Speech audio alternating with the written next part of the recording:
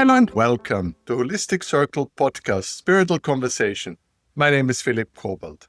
We are reaching out to people who are passionate about spreading light, love, and joy. And today we have Indra Rinzler, a almost fat countryman of mine. Welcome, Indra. Thank you very much. The almost countryman is that my grandfather was from Austria, came here more than 100 years ago.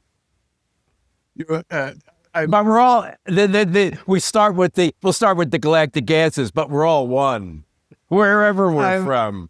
I have to explain you. I did almost 100 recordings, and you're the third person who at all knows where Austria is. So that's Hey, wow. Exactly. All right. Okay. Let's stop with the joking. We have serious stuff to do here. It's a spiritual podcast. I think it's notable to start with laughter. All right, but I think we'll just quick have to open to the audience what they're gonna find here in the next hour. Basically, you have more than, I think, 50 years of spiritual life, so it'll be hard to squeeze it in an hour. It's gonna go from interpreting the stars, your early journeys, maybe in the good old hippie times that you went through and saw so many things. It's just don't know where to begin and where to end with the depth of knowledge that you have. And we're very privileged that we have you here today and get a glimpse of the wisdom. So people, please, this is a good one. Stay with us. And now I would like to very much give you a couple of minutes to introduce yourself a little bit, couple of points before we can dive into the conversation. Okay, Philip. Thank you so much for having me today. I really appreciate connecting with you. What to say? You said I've been on this spiritual path when I moved to California. I live in California still. When I moved to California in the early 70s, I'd just graduated from college. And I found metaphysical bookstores here. We found natural food stores here. We found organic foods here. We didn't know any of these things. If you're young or even middle-aged, these things didn't exist back in that time. And so the metaphysical bookstores, I started going to the metaphysical bookstores and started buying books. And we didn't know about being on the path. It wasn't that we were looking for anything. And if anything, I was looking for, and I don't know how I said it back then, but it was kind of like for myself. I was kind of like looking for truth. I was kind of like looking for happiness and peace and a way. I wasn't looking for success because I'd already grown up in New York and in Manhattan, and I'd seen the failures of success. So that wasn't looking for that at all. But I was definitely searching in my own way. And so the metaphysical book, I started buying books and started reading, and bim, 55 years later, I lived in an ashram, in a spiritual community for 20 years here in California, and learned about discipleship. And then I left that in 99 and started traveling the world. I've been to 56 countries, including Austria. I was a trader. I used to buy handicrafts overseas. I used to go to the marketplaces. I did my trading, if you're a surfer, when you go to a country, then you check out the surf. If you're a textile person, you check out the textiles. If you're an artist, you go check out museums. I checked out marketplaces, and I found it very interesting to broach countries through their marketplaces because it was handicrafts, but it was also in the cities, it was one of the more, it was economically oriented. It was smart business guys. It was everybody. People said, what did you do? Did they speak English? They speak English in dollars everywhere. That was never a problem. In China, I had to learn to bargain in sign language, and that was okay. I learned that. So I did that for 12 years, and I started spending winters in Asia, particularly India, and I still do that. I've been, didn't go during COVID, but 25 years now, minus COVID, almost every year, except maybe one year we didn't go. That's about it. Identify as a Vedic astrologer. My healing modalities for people is through, a lot of it is through the energy of astrology. And also other modalities, which you may or may not get to, and I'm not going to mention them right now to go off in that tangent. But basically, it's about the life is about finding the quiet within, is to find the inner peace, to find the inner guru, to take full responsibility for everything in and around me, and also not be burdened by that responsibility. I'm in love, 100%, and I'm so happy with look, every moment I am enjoying. I should focus on questioning, but I love listening to you because we all, if you're doing it 30 years than me, and you have a lot more years than this, we're all looking to find that quiet, to find that peace. We're doing this by the end of the day to find that peace and harmony and still have the smile and curiosity. And I think this is such a good message to give the younger people, because my podcast recently has a lot of young audience.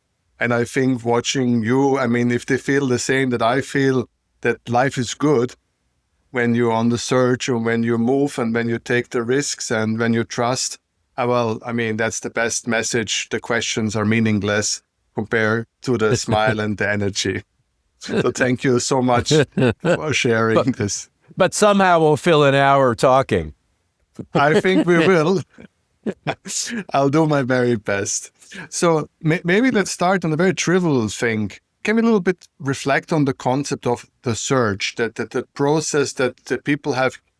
What I like about you is because 99% of my guests who come to this podcast have that enormous moment of the dark night of the soul, or they hit a wall and they cannot continue anymore. So they start to go to the bookstores, they start to do all of it because they have this defined moment where they have to change. Me, I just started looking very young, and I had no darkness of any kind. I was just interested, and I kept ever since. And it sounds like that you also just from curiosity started looking, and you're in it ever since. So would you like to say something about the concept of the search, what it makes, what it creates, what it moves? Thank you. Yeah. I would say for me, and I would say for you too, that while there wasn't the dark night of the soul and the cancer and the burnout, there had to have been, my parents had passed. It was a dynamic time in the world, and it was a time of seeking and awakening. And there were, I think everybody, I think this is the point, that the point of the bad things is for us to grow into the good things. And so the seeking part of it, and whether you've had the dramatic or the undramatic, it's like the 60-year Hollywood star who was picked out at 13 as a model, and everything flows from there. And Elton John learning to play the piano at 4 years old. It's just, that's part of the world too, but that doesn't mean that I was thinking about this morning that there are things that we come to newer, and maybe something you've studied more recently. And I've got some things that I'm the old hand at, and it's like I've been there forever, and I know how the teachings changed and whatever. And it's okay. We're the veteran, we're the rookie, we're the seeker, we're the finder, we're unhappy, we're happy. It's all the same, ultimately in the end. And there has to be letting go of a need, or a desire, or even the reality of that it needs to be a certain way, that I need to achieve something, that it needs to be by a certain time, that it needs to look a certain way. This is going to be different for everybody, and that's the beauty of it, that some things are very easy and some things are very hard, but they're different for all of us. Right. And there's all of this trial and error, and that we try and fail, and all these human conditions that basically move the game forward. And I recently had a couple of very young spiritual people on the podcast, and I was blown away with their sincerity and so forth. So coming out of this whole TikTok generation, nevertheless, I mean, they got it quick. What it matters to really try to confront yourself and do the work. and they're committed to the work. And so I think it's a never-ending story. The spiritual search is clearly one of the human conditions, and that's so great.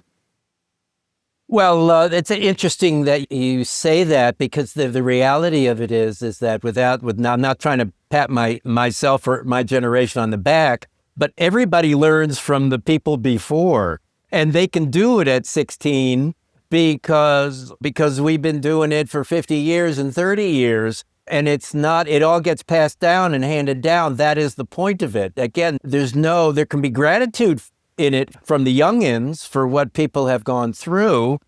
But there's probably more arrogance than gratitude, but it will come, whatever. The point is that that there's only one search. And it's like, I used to hear this thing, well, you're going to leave the path.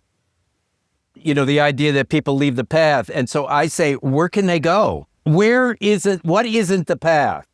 Here's the two choices. The two choices are, you're on the path, or you don't know you're on the path, but you're still on the path in either one. And so I think what the path is, you sort of bring this up. The path is finding ourselves. The path is finding joy. The path is to appreciate the mystery of life, not be lost in the mystery, not to have it mysterious, to have it known. And what is it? I don't want to put any words on it. It's just a feeling. And so the feeling is that I'm not here to develop Indra identity. I'm here to use Indra as a vehicle to learn what I can learn here and do the best I can for Indra, but not be particularly attached one way or the other, because that too is going to change. Absolutely. So thank you so much for this little bit introductory moment where we a little bit had philosophy, a slight philosophy element. I'm determined to have all three stages.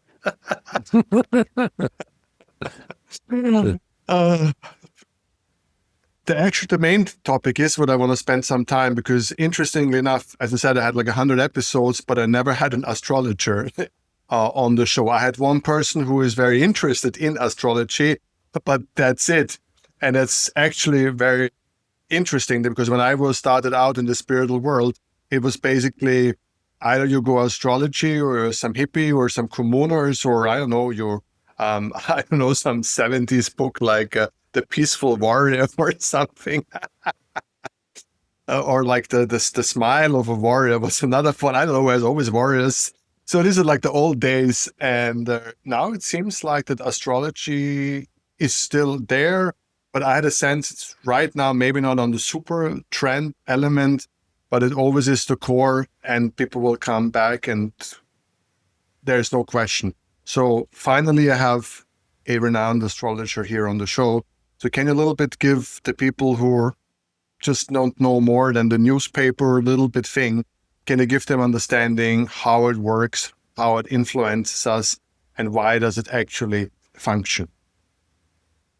Wow, that's a big question. Yes, sure. Let's see what comes out. It's interesting. Astrology in the 70s was a stepping stone, like a lot of things were. Whether pot is the what did they call it, the gateway drug, or whether pot opened you up to the spiritual world and opened you up to deeper things. Astrology is one of those things that was there at the beginning and was a tool. I mean, initiated a lot of the search for people as trying to, who am I? You could look at your chart and who am I?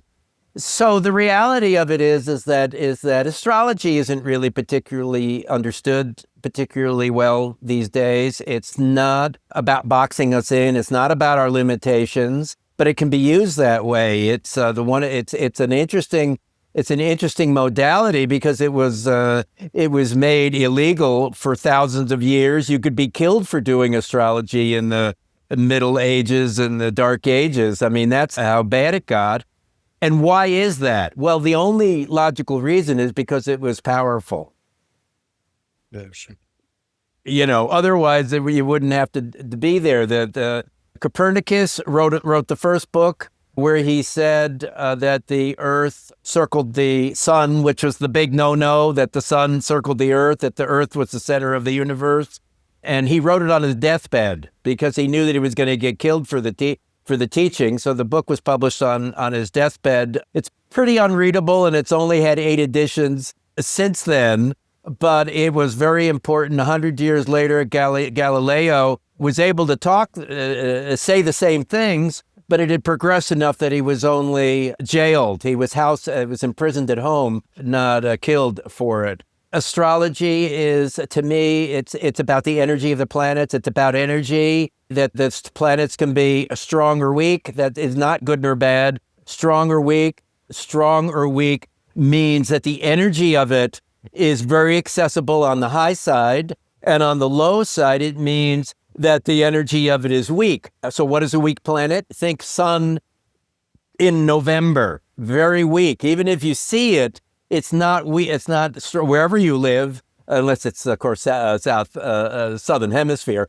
It's not as strong as it was in the summer, and so that's a weak planet. And so it's not about a sunburn. It's about if a planet is weak, then the energy of the planet, the skills that are enlightened, that are touched by the planetary energy, are weak within us, and then we compensate in our behavior and our personality for the weak planets. Let me give you a quick example. Let's say that Saturn is weak, so you become fearful, and so then, the lights go out and you think, oh my God, I'm going to die. There's no electricity. That's fear. That's your strong Saturn.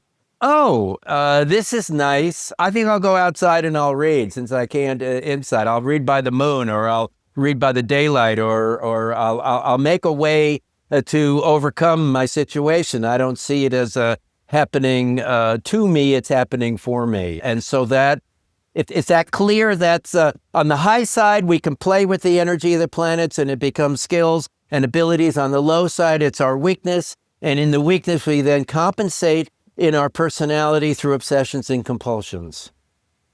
If you give me a minute from your valuable podcast time, but I've had people here who can hear the stars sing. So these are people who are clairvoyant, and they feel this cosmic music. They talk about cosmic music, and it changes and it floats. So basically everything is vibration, and there clearly is everything is sending vibration. So I think a good explanation, I think if you would agree with this, is some kind of like a vibration imprint that happens with people. So there's every moment of the time, there's a certain cosmic sound for the position of the stars, and this is imprinted, and this vibration continues to grow within us and lay this basic character. Is that one of the explanations you could live with? Absolutely. Imprinting is a term I use, in vibrations and rays is too. Yes, absolutely. It's an imprinting, and it doesn't make much sense on the physical plane level, but how does sun tan our skin? How does plants and chlorophyll, photosynthesis, how does photosynthesis work? Which is a physical process, but it's a cellular process of the energy from the sun. And so if you have to get a little bit bigger, you have to get a little bit bigger in order to, if you can you accept the possibility that the planetary energy can affect us? Because the energy of our neighbors affects us, because the energy of our school teachers, school teachers have a bad night, and we get it in the class the next day. We can feel it. We get it with coworkers. We don't have to be direct in the energy to have a consequence of their energy, and so we just have to extrapolate that bigger. And then if you open up to say, well, that's possible. Well then. There you go. Then that is really the astrology is the study of the planets from our birth, and the imprinting and the energetic vibrations that they implant in us. I would like to quick ask you here like a special question. So do you think through conscious behavior, from meditation and things like that you can realign these imprints, or you think once they're given, they're fundamentally there for the rest of your life? Okay, great question. So the thing is that the stars incline, but they don't compel. So the thing is that you can definitely overcome the energy. That's what you're here to do. That you're not set up in this, it's like a murder mystery. They tell you they solve the case by the end of the book. So it's not set up by 60. The energy of the chart isn't as strong. Let me rephrase it, that you can overcome the configurations. And by 60, you've worked on this stuff so many times that you see it pretty clearly and you let it go. And in fact, I offer a reading, the Navamsha chart, where we go to another chart, which turns into your personality at 60. It's set up to be later in life. This is who you become. When you overcome the strengths and weaknesses of the natal chart, then you become your Navamsha chart. So we actually have a chart that we look at for later in life. But absolutely, there's nothing in life that we can't overcome. And there's a lot of confusion between birth chart and conception chart. Do you have a position on that matter? Why you choose one of the other? Well, I think that while this is a thing, I don't think this is a very big thing. I think that most people accept there are a lot of givens in astrology that most people accept without knowing and not having a clue about it. And that's okay. The conception is a nice idea. We do I kind of believe whatever chart I'm given is kind of the right chart, that we can give a chart, that we can do a reading on a chart that may be wrong, but maybe it's something you need to hear. And we can go 2 minutes into a chart and did you say you were born at noon? I thought you said midnight. So, okay, well now let me redo. But still somehow the person was right before that, the person saying, yeah, you nailed me, so it doesn't, that's something amazing in astrology, that it doesn't, it's a placebo in a sense. While I use the information and I find it important, the fact is that even if you don't have the right chart, somehow you can still cure the disease. People are so happy when you talk about that, no matter what you say. Yeah. Absolutely. All right. You know what? I must make executive decision. I'm cutting this part out. Yeah. This is amazing. But right. But honestly, we all have had readings, and some of us had the luxury of having quite good readings. And I think we can know the difference between a somehow fitting and spot on. And there are some given structures that are clearly there. So, but would you say that your clairvoyance, your personal enlightenment story just makes it deeper, that you read the person most and foremost, and then just helping during these readings? Or are you just recording the readings, not knowing the person? How do you prefer it? Because I also know there are different kind of approaches with that. Or you like to meet the person? I've done it without meeting the person, and that's okay. There's always a little bit of, oh my God, am I going to be anywhere near the target? But somehow it seems to work. I read the people. I wouldn't call it clairvoyance. What I like to call it is that I'm open, that they radiate what they want me to say, what they want me to hear, what they want me to address. And it's not that I can read it, but when I'm open, which means that I am not in my own mind and I'm receptive, then I can feel it. And it's very strong, and it's from the other person. And let me tell you a story that I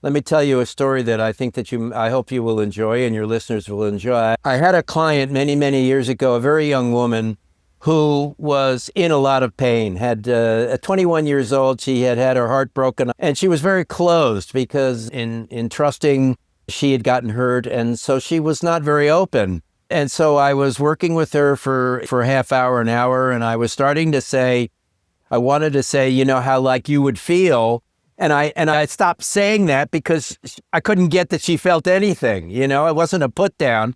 So I started saying, well, like your parents, like your mother would feel, to try to get it going.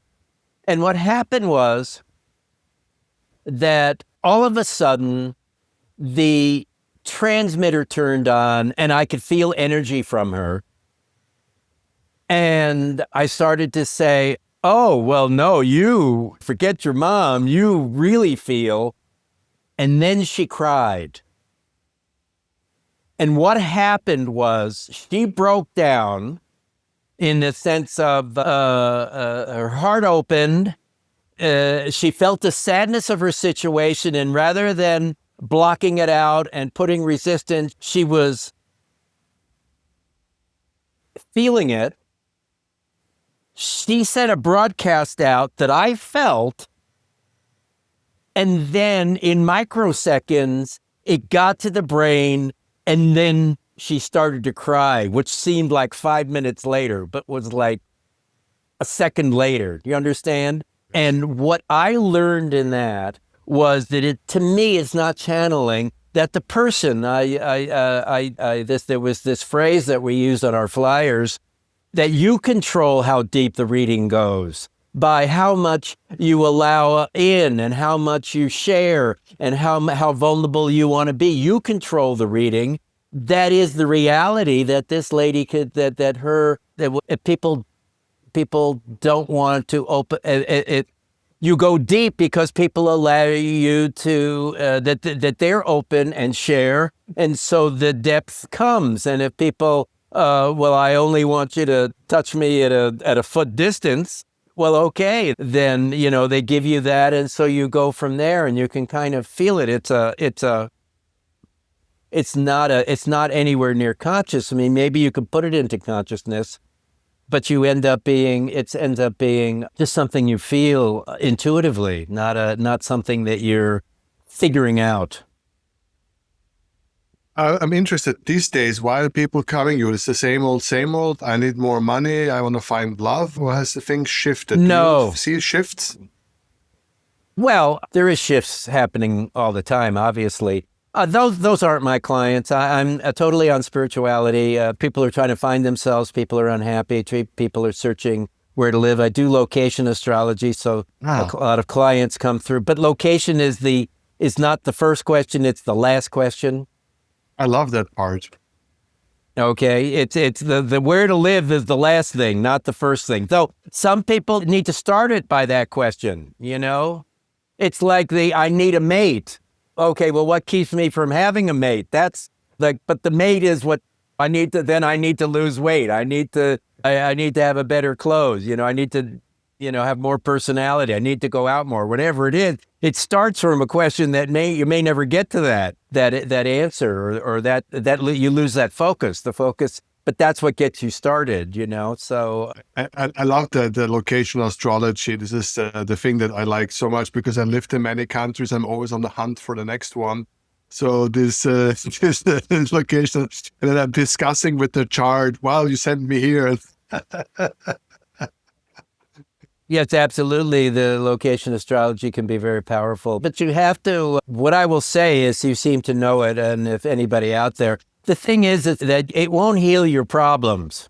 If you just pack up your problem and put it in the suitcase and take it to a new place, it's not, there are better places, and you may change problems, but it's not going to be the ultimate answer. The answer is that you have to come to a peace with inside yourself, and then, yes, of course, the place can help that and help you develop in ways and create a much better environment for the kind of growth that you want. But that alone is not the nirvana that it's wanted to be. Perhaps it's promoted that way, but it's not. I don't believe that.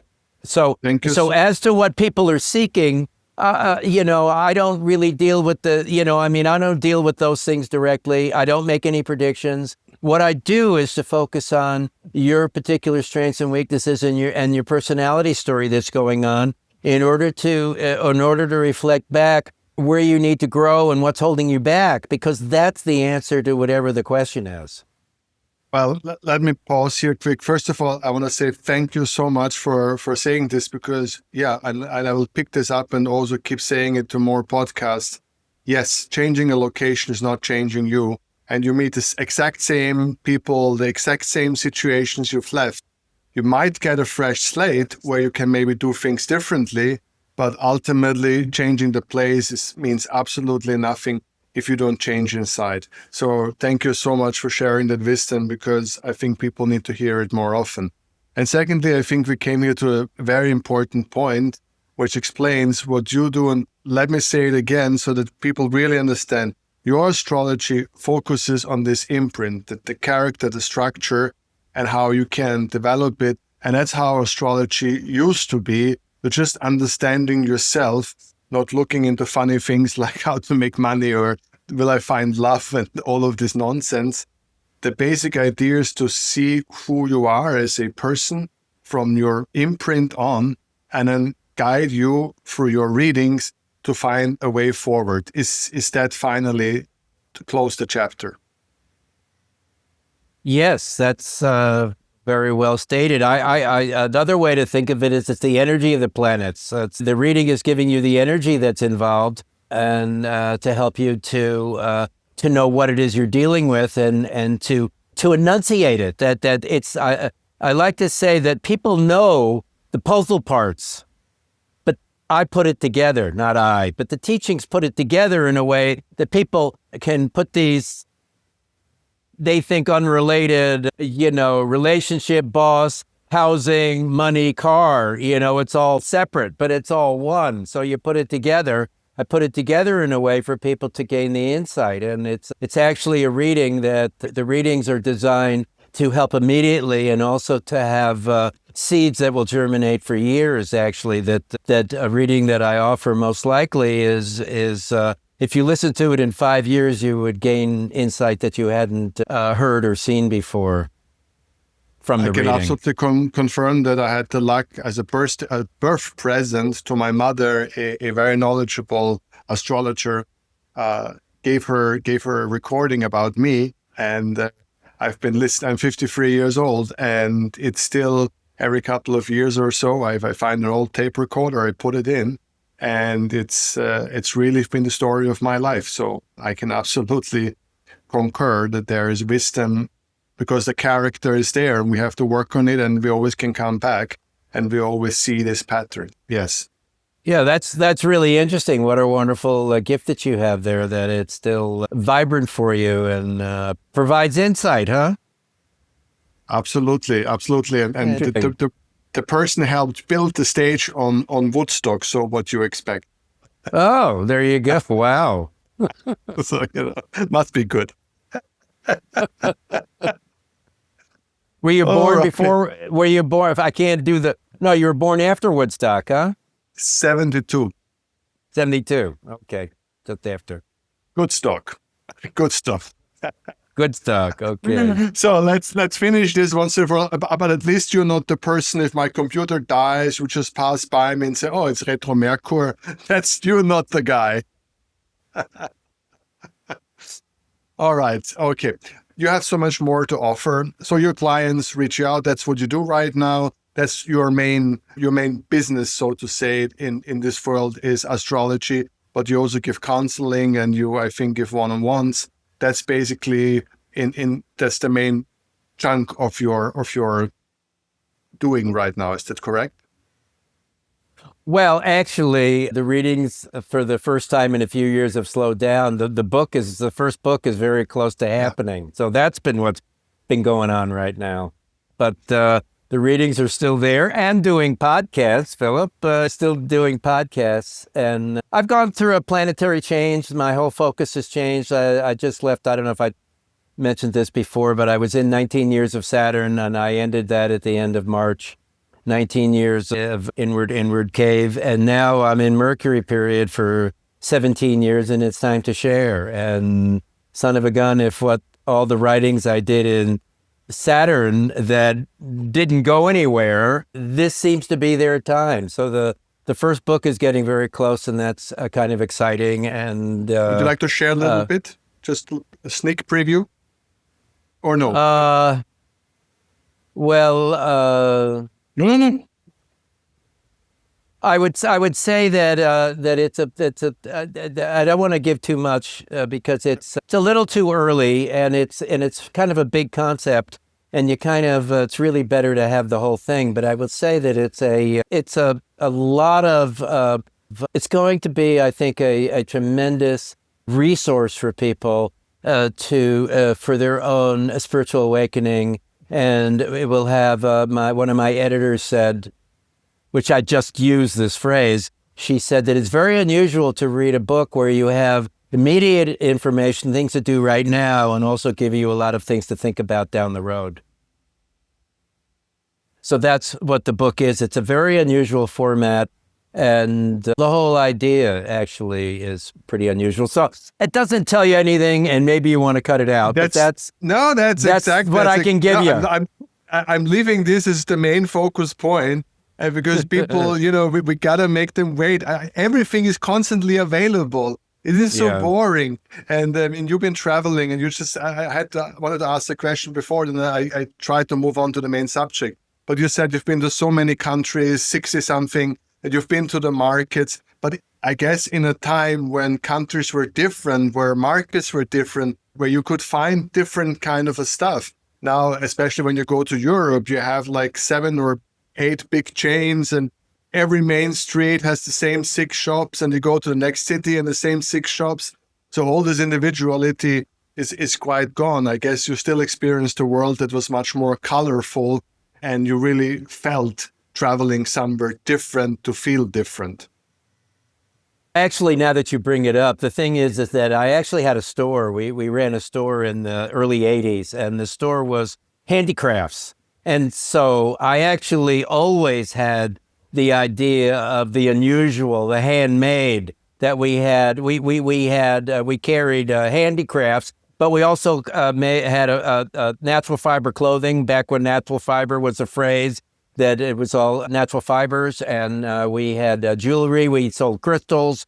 We sold children's toys, potions and lotions, greeting cards. Everything. This was from, I think, it was in the early 80s. I forget exactly when we started it. I think we started in 80, maybe, the fall of 80. But I did that about 4 or 5 years. And so when I went to buy, I only went to third world countries that had handmade products. And so I was going to the original marketplaces where there were people who became distributors. They didn't necessarily think of it that way, but they were representing the products of their country in the marketplace, and they were sharp enough to be able to get quality and to be the most important thing is it's great I can get it once, can I get it again? They had to know, they had to have the pricing right. I had the whole concept of wholesale. When I first went to Cambodia, they didn't understand wholesale. Wholesale is if you buy a bunch, then you get a deep discount.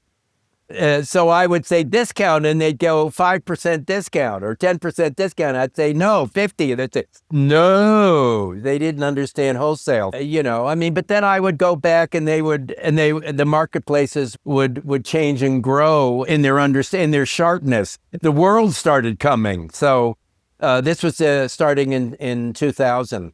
So the world started coming, but it was a wonderful trip back in time, and it was a wonderful time to see places. While I saw some places, after they were ruined or after they were already inhabited, I went to some places that were back now. I was in Bali in 2001, something like that. And, now it's a very different, so built up and so is that way. So I was very happy. I was lucky to be able to experience them when I did. There's a question I like to ask, because it's always, to me, it's a little bit of a fascinating thing that maybe it resonates with you. If not, we're moving on. I always noticed that actually the most simple thing to travel is actually a very rare gift. I know extremely little people who actually have the capacity to actually travel from one place to the other. Have you experiences with that? Have your observations with the art of traveling? Well, there's a whole subculture, obviously, of the digital nomad, and it's really exploded now. But I mean, there were the '70s and the 1970s pioneers who went overland to India. You know, they went through Afghanistan and they told some incredible stories with the bus rides and all that. I never did that, but they were the pioneers. And even I'll take you back even further. Madame Blavatsky went to a Theosophical Society, went to India in 1840s and 50s, where their huge hoop skirts. She's the original hippie who brought it back for the rest of us. So the art of traveling is that India makes no sense from here. From India, here makes no sense. Here being where you are or where I am, they make no sense. And so you can't really understand the traveling until you're on the road. And what happens is that you meet people and you learn quickly what to do and what not to do. And we've all gone through that. And you learn it may take you 2 weeks to pack the first time, but it won't the 10th time. You probably haven't unpacked the 10th time. So you've got your whole kit there that you just leave in the suitcase. And you may have stashes of stuff around the world where you collect them. I've got trunks in India that I clothes and bedding and things that I use there when I'm there for 20 years. Do you have a specific favorite place in India where you go, or you change? I go to Rishikesh. Right. I mean, I've been a lot of places, but I usually hang in Rishikesh. I'm thinking about going to some other places this time that I have been before, but not in a while. But these last couple of years have been, in these last 8 or 10 years, I've been happy to just be in Rishikesh. And there during this Saturn period. Now I'm in this Mercury period, and all of a sudden other things are calling. All right. Okay. Now, let's round this up. Let's go back to these early years that maybe so many of the young people don't know so well, the hippie years, the early years, the exciting years when all of this broke out, when all of this were happening. And maybe let's share a little bit of that sentiment for the last couple of 7-8 minutes we have left. If you want to talk about it, if you have some other suggestions, I'm happy to flow with you. But I think there's a lot to be learned from that time, because the next generation will need to also, I guess, build, that's just better, make it more philosophical all over again. Communities, communes, all of these structures, they got popular, mainly did not succeed. We know some of the reasons why. And this generation is trying to build stuff like that online, not in person. So maybe let's end philosophical. If you have anything to share or your own thoughts about what happened there, why it didn't work, or what was good, or what was basically in the end an illusion versus a world right now that's non-physical, and the people trying to create stuff like that online. If you have anything in that line, I would very much appreciate your insight on that. Okay, well, that's a broad question. Let's see. When you were talking about books before, I remembered that there was a book in the 70s, maybe it was the 80s. It was called The Lazy Man's Guide to Enlightenment, and it had a fling for a little bit of a while. That isn't it. There's always a lot of missteps. There's a lot of personal missteps. There's a lot of misunderstandings. There's a lot of needing to grow and to grow up and to grow in depth. It's a spiral. So we keep coming back to the same things. The times back then were so beautiful. They were very simple. I remember sitting with Ram Dass, 1971, 1972, and his opening us up to things that right when Be Here Now came out, his book Be Here Now came out then. You was living with your family in that commune for many years, and I think you raised your children there. Is that correct? Yes, in fact, it's kind of like we went there for the kids, that we raised our family there. And was it good? Let's maybe ask that. Was it good for the kids? Are they happy now with it? They're looking back and said, thank you for that decision? Or, let's start there, if you may. I think the kids, I don't want to put words in anybody's mouth, and the kids, I think that they appreciated it at the time. I think that they were very happy to get back into the world, but I don't think they felt like we did them wrong with that. I would say the community thing is really interesting because I was into community back then. One of the first things I did as an adult was to actually start a commune and on an acre in suburbia. And we ended up with 14 people and goats and chickens and ducks and teepee and outbuildings. And it was totally wild and a wonderful experience. But my experience now is, and I hope community comes back, and I loved living that way. And it's important to me, but it's not something that I feel that I personally need to do. And here's why. There are no boundaries. Every community puts boundaries. This is community, this isn't community. Whether it's property boundaries or whether it's like a church community, you're in my church and you're not in my church, or political parties, if you want to go that way. I don't want to get political, but political parties. I don't find there's only one community, as there's only one path. And there's only, there isn't, you're only on the spiritual path, whether you know it or not. There's one community. And so I'm much more interested in buying into the larger the community than I am getting into limitations, the values, which are beautiful and were wonderful. This is my community. These are my brothers and sisters. These are my guru bhais, which are the people who have the same teacher.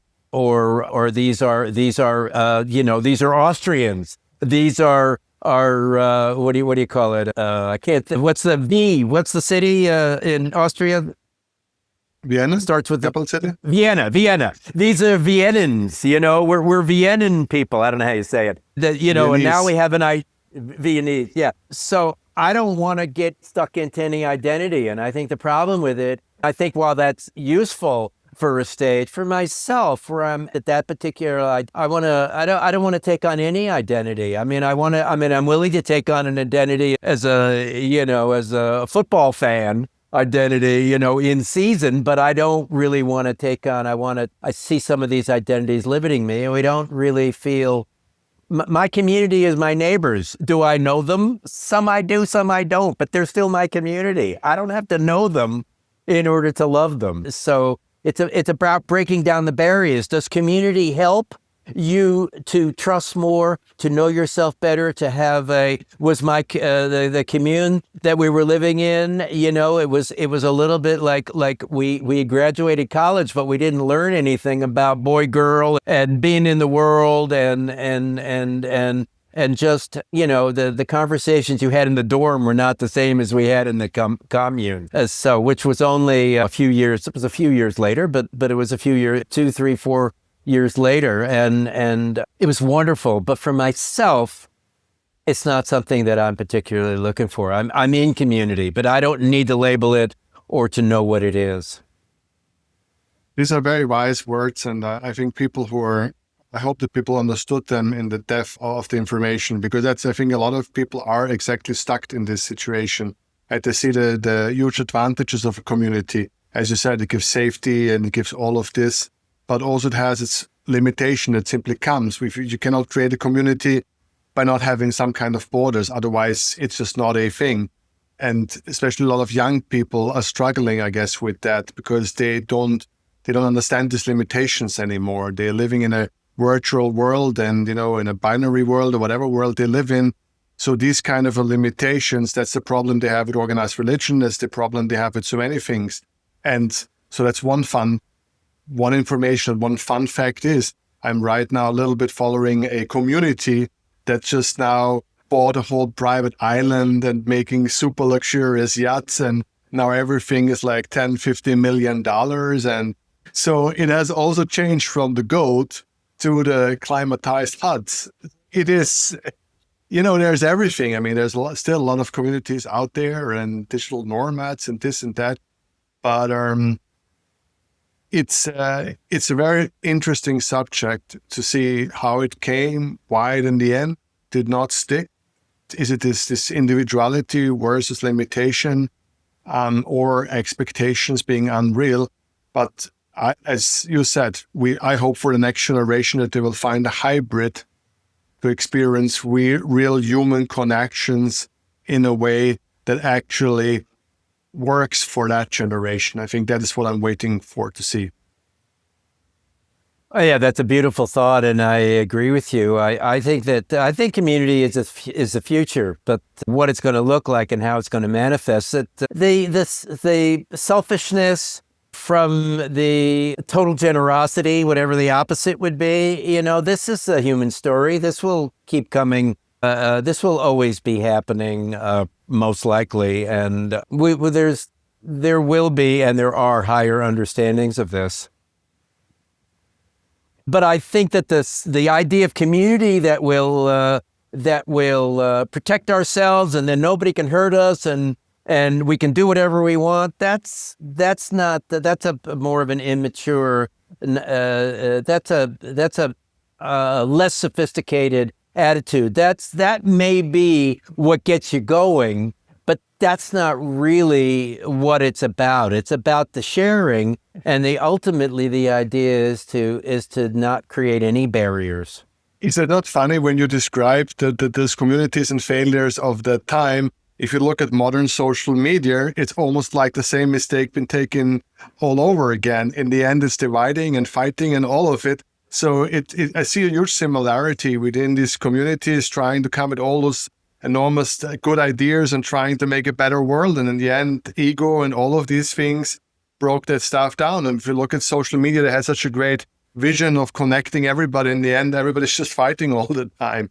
So obviously, we are just keep repeating. And that brings us back to astrology, because that's exactly what it is. Those stars are there for the last couple of thousand years, and they've influenced us. And maybe it's popular at the moment or less popular in the moment, but ultimately people will come back because they were looking for answers, and there they are. So I think that ties it up quite nicely without having any galactic moment, but nevertheless, we did what we could. Indra, thank you so very much for sharing your wisdom, most of all your positive energy, your smile, and a life lived in spirituality. And that's what I most wanted to demonstrate to the world, having you as a guest, sharing this and just showing it's a life worth living. And I think that is my impression, if I may, of you. Oh, well, thank you so much. Thank you for having me. It's wonderful to connect this way, where we are community. This is community here, guys, right here. You're in a community. You don't have to put it in the future. You're already there. Thank you so very much. Thank you.